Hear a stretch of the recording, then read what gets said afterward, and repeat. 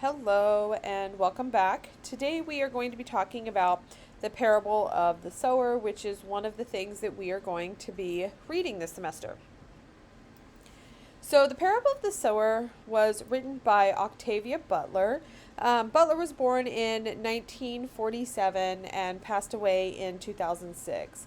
She is really known for being one of the first African American and female science fiction writers. You're going to find a lot of common themes in her work. Those themes include things like social justice, racism, climate change, women's rights, and even political power and disparity. She spends a lot of effort looking at who has power, who doesn't, and how does that imbalance of power impact the world that we live in. Like I said, she was born in 1947. She was born in Pasadena, California, and that is near where her book, The Parable of the Sower, takes place. So she's really drawing from that early childhood experience in this novel.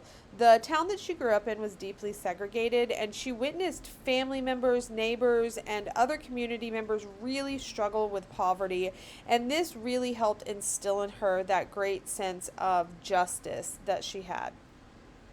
Her father, who was a shoe shiner, died when she was a small child, and so she was raised by her mother and her grandmother. And her family really struggled financially. They didn't have enough to make ends meet. In addition to struggles at home, she also struggled at school, especially as a young child.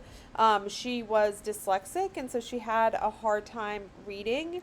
And the underfunded schools that she were in didn't have the best teachers, or not all of the teachers were great. And she had several teachers who really interpreted her reading challenges as laziness and accused her of not wanting to work.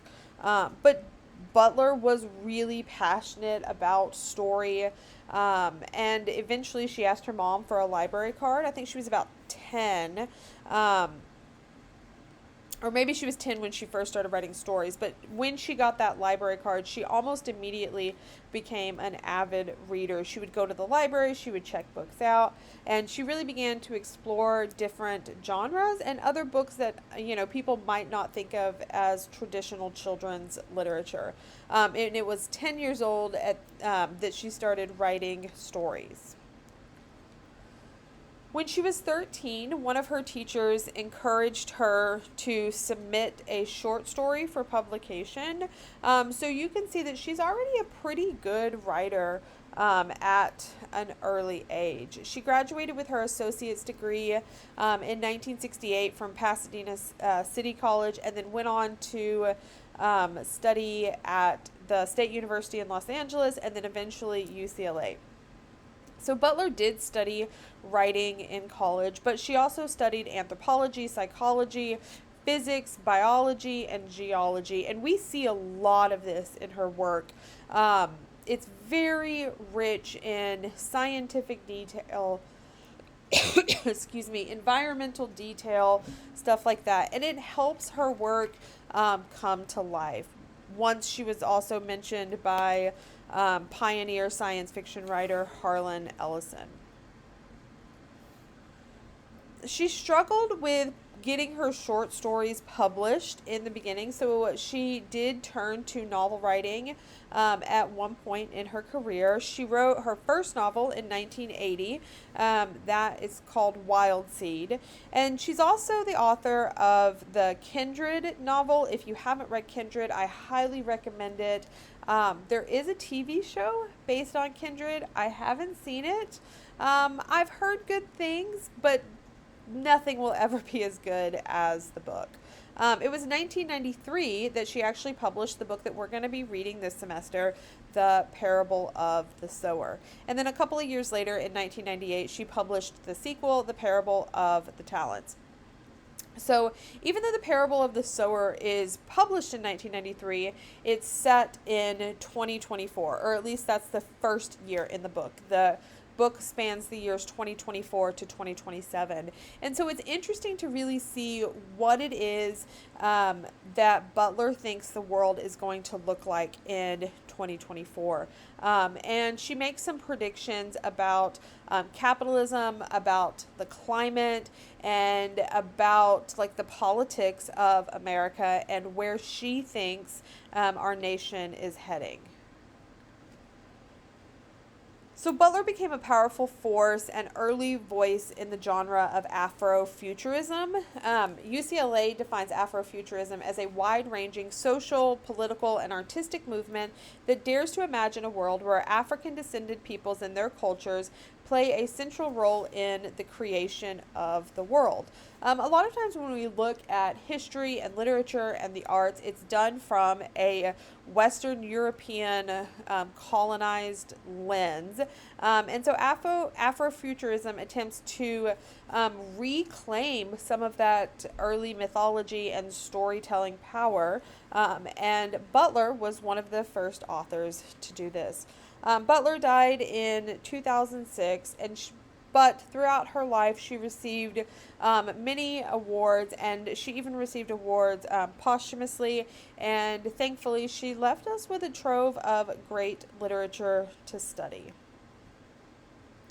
I love this quote from her. She says, "I'm comfortably asocial, a hermit living in a large city, a pessimist if I'm not too careful, a student, endlessly curious, a feminist, an African American, a former Baptist, and an oil and water combination of ambition, laziness, insecurity, certainty, and drive." And I feel like we can see some of these characteristics in the protagonist of the parable of the sower, Lauren Olamina. So knowing a little bit about Butler, I feel like helps us understand her work a little bit better.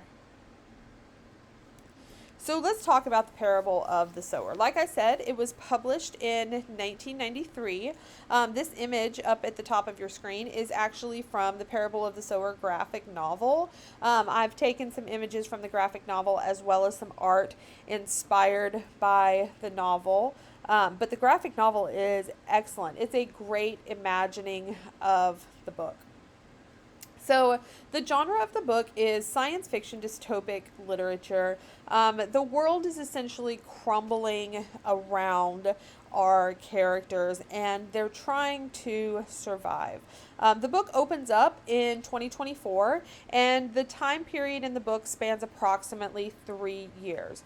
Like I said, the book is set in Southern California, and we're going to see our characters travel throughout California a little bit. But it's interesting to see its setting. This is a near future America that has been ravaged by both climate change and societal collapse. So there's quite a few characters in the book. We're just going to talk about a couple of them, but you'll get to know them as we read the book. And I have some resources for you in our online classroom that goes over each of the characters if you want to print like a character cheat sheet. So the main character is named Lauren Olamina. She is our protagonist. She's a young woman. She's a teenager. I think she's 15 when the book starts and 18-ish when the book ends. But Lauren has a condition known as hyperempathy. This condition is caused by her mother's drug use when her mother was pregnant with Lauren. And this condition causes her to feel the physical pain of others when she sees them suffering. So for example, if you see somebody stub your toe or stub their toe in front of you and you had hyperempathy, you would experience the same pain that they are experiencing. This is going to cause her all sorts of problems in the book. And we're going to talk about it together and kind of see if we can figure out what Butler is doing with this condition. Reverend Olamina is an important character in the beginning of the book. He is a Baptist minister. He's very involved in his community, and we're going to see kind of how both his personality and his religious beliefs really impact who Lauren is, who she becomes, how she sees the world, and maybe more importantly, how she doesn't see the world. And then Banquo is her eventual partner. We don't meet him until later in the book. So let's talk about some themes that we're going to see in the novel. The first one is survival in a collapsing society. What do you do to survive when you don't have society there to protect you and to guide you? So we're going to see how different characters handle different things. We're going to look at the power of community and belief. How do we use people? How do we benefit people? But also, how do we form a community to help take care of people? And then we're also going to talk a lot about the impact of climate change and economic disparity. One of the main components of this novel is the Earthseed religion. This is a religion that Lauren is going to create throughout the book, especially in those younger teenage years, and then she invites people to become a part of her religion later in the book. And the central belief of this religion is that God is change. The goal of this religion is really to take root among the stars. So even in the midst of all of the chaos that is happening around Lauren, she sees the possibility that humanity can one day colonize other planets, star systems, those sorts of things, and spread what she sees as the best elements of humanity. So Lauren's journey begins in her community. It is a walled community, basically a neighborhood that's put up protective fences and walls around it to keep outsiders out.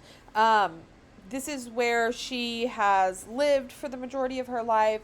Her father is a fundamental community leader here. He's very important to what's going on. And even though there's some problems in this early community, they really do try their best to take care of each other. Unfortunately, this community does not survive, and we see Lauren begin to form a new community as she travels to try to find safety and security, and honestly the possibility of taking care of herself. She just wants to find a place where she can meet her needs, be safe, be secure, and do all of those things that humans kind of want to do. This new community of survivors is going to face violence, starvation, personal loss. There is no character in this novel that is not impacted by significant and terrible loss. But we still see, despite this, they are able to come together and form a community that can help take care of each other. And then we're also going to see the establishment of Earthseed as a guiding philosophy or religion. So this book is highly acclaimed for both its foresight and its relevance. It's fascinating to understand that she wrote this in 1993 about 2024, and to see not only like the things that have come to pass, but to understand why and how she made some of these predictions about what the world was going to look like. Obviously, thankfully, we have not had a full societal collapse yet. I'm recording this video on August 27th, 2024. So we got a couple of more months until the end of the year. Hopefully we can make it past 2024 with this sort of societal collapse. But we do see a lot of the things that she discusses in this book come to play in America. It is 2024. America is dealing with end-stage capitalism. America is dealing with significant climate issues, and not just America, but the world at large.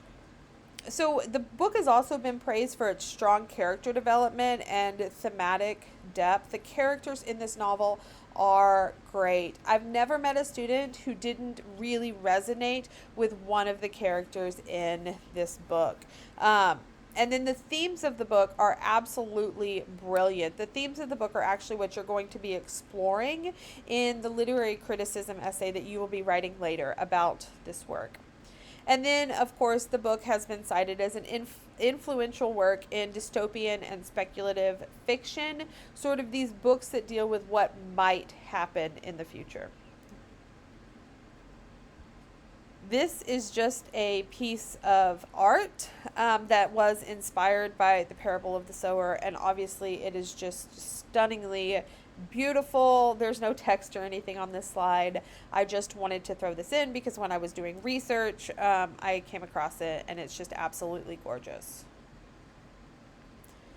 So, in conclusion, the parable of the sower is a profound exploration of both resilience and hope, and a look at what people will do to not only survive, but to build community and to help others. It really challenges us to think about the future of the world. One of the questions I'm going to ask you is like, this book was written 30 years in the past. What do you think today our world is going to look like 30 years in the future?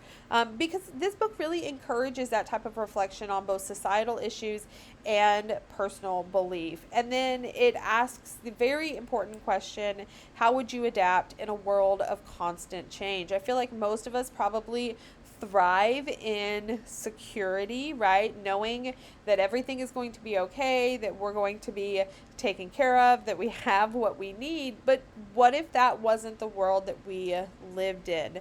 How would we adapt to that world of constant change? If you have questions about this presentation, about Butler, about the book, about anything that we're talking about, please reach out. I am always happy to talk about great pieces of literature like The Parable of the Sower.